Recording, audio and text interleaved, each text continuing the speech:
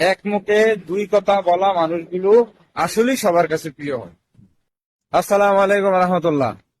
কিছু মানুষের স্বভাবই হচ্ছে এক মুখে দুই কথা বলা।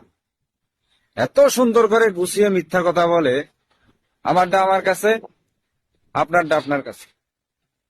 আমার কাছে এসে বলবো বা আপনার কাছে এসে বলবো তোমাকে খারাপ, তোমাকে খারাপ, কথা কইতে ইচ্ছা হয় না, দেখতে ইচ্ছা হয় না।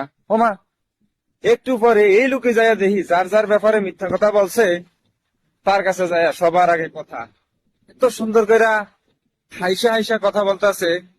তো সাথেই এরকম কত মানুষ আছে একসাথে চলাফেরা করে, অন্যের নামে খালি উৎসাহ রটায়, বদনাম রটায়, তোমাকে বালানা তোমাকে বালানা। অথচ ওই লোক যাইয়াই সর্বপ্রথম যাকে বলে না সে ভালো না, তার সাথে সুন্দর করে কথা বলে। এই মানুষগুলো আসলে সবার কাছে প্রিয় হয়। এক মুখে দুই কথা বলা মানুষগুলো আসলেই সবার কাছে প্রিয় হয়।